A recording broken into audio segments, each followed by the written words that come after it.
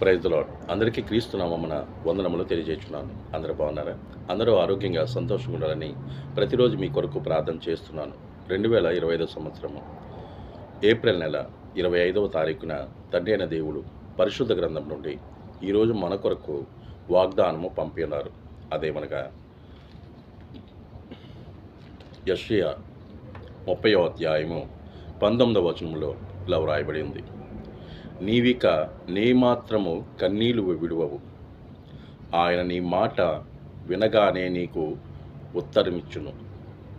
అవును, యెహోవా తన ప్రజలపై దయచూపాలని తన నిమిత్తం కనిపెట్టుకునే వారికి దీవించాలని కోరుకుంటున్నారు. తనను నమ్మిన వారినందరినీ మెస్సయ్య పక్కకు చేరడం ద్వారా వారిపై తన ఆశీర్వాదములు కుమ్మరిస్తారు. ఆయన ఎప్పుడు నా పిల్లలు నాకు సమీపముగా ఉండాలని కోరుకుంటారు.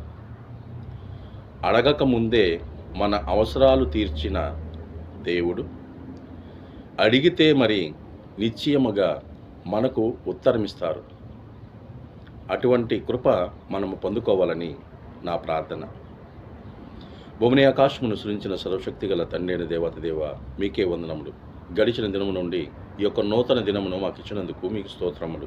మీ ఉద్దేశము మాపై ఏమై ఉన్నదో మాకు తెలియదు, కానీ సమస్తమును మీరు ఎరిగినవారు. మా తలంపులు పుట్టక మునిపే, మా ఆలోచనలు పుట్టక మునిపే మీరు ఎరిగి మాకు కావలసినవని తీరుస్తున్నారు. అలాగే మేము ఎలా బ్రతకాలో మాకు తెలియజేస్తున్నారు. కాబట్టి మీకు వందనములు తండ్రి. ఈ దినమంతా మేము చేసిన పనులన్నింటిలో మాకు తోడుగా ఉండండి. మా ప్రయాణాలలో, మా ఉద్యోగాలలో మీరే మాకు తోడుగా ముందుగా మాకు ఉండి మాకు విజయమును ఇస్తారని నేను నమ్ముచున్నాను తండ్రి. ఈరోజు పుట్టినరోజు జరుపుకుంటున్న వారికి నూతనమైన దయాకిరీటమును, నూతనమైన బ్రతుకును దయచేసి వారిని మీ కొరకు బ్రతకడానికి, మీ కొరకే జీవించడానికి అటువంటి కృపను వారికి తెలియచేయండి.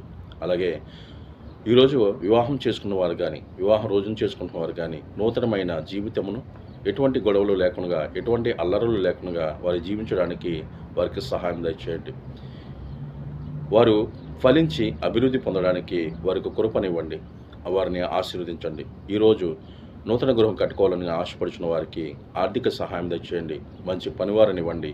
మంచి వాతావరణం దయచేసి వారు చక్కగా అనుకున్న రీతిగా ఆ యొక్క గృహము కట్టుకుని సంతోషంగా ఆ గృహంలోకి ఈ రోజున వెలుచున్న వారికి నూతనమైన శుభాకాంక్షలు వారికి తెలియజేసి మీ పరిశుద్ధాత్మ కంచెను ఆ కుటుంబం చుట్టూ, ఆ కుటుంబంలో ఉంచి, ఆ కుటుంబంలో ప్రవేశిస్తున్న బంధువులు కానీ, మిత్రులు కానీ, ఇరుగు పొరుగు వారు కానీ, సంఘస్థులు కానీ, సంఘ కాపరులు కానీ అందరూ నీ పరిశుద్ధాత్మ పొందుకుని ప్రతిదినము వారి వారి కుటుంబాలలో కుటుంబ ప్రార్థనతో మిమ్మల్ని పూజించడానికి, స్మరించడానికి వారికి జ్ఞానమునివ్వండి.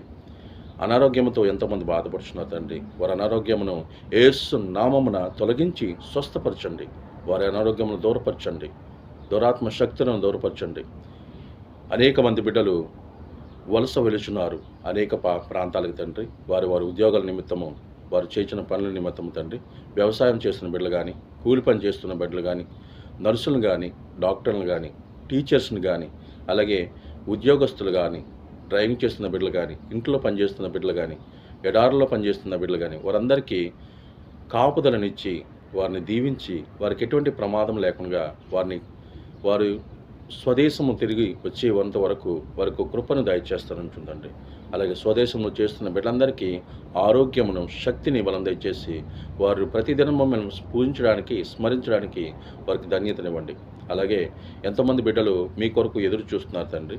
నాయన వాక్యం ఎలా చదవాలి, ప్రార్థన ఎలా చేయాలని తప్పిస్తున్నారు తండ్రి. వారికి నేర్పించండి. సరి యొక్క విధానము వారికి దయచేసి వారికి ఎటువంటి శోధన లేకుండా వారిని కాపాడతారని త్వరలో రానయ్యున్న మా ప్రభు అయిన యేసు క్రీస్తు నామమున బ్రతిమాలి వేడుకునిచున్నాం తండ్రి. ఆమేన్. అందరికీ క్రీస్తు నామమున మరొకసారి వందనము తెలియజేస్తున్నాను. ఈ వాక్యమును అనేక మందికి పంపించండి. దైవ దీవెనలు, దేవుని ఆశీర్వాదములు మీరు పొందుకోవాలని నా ప్రార్థన. ఆమేన్.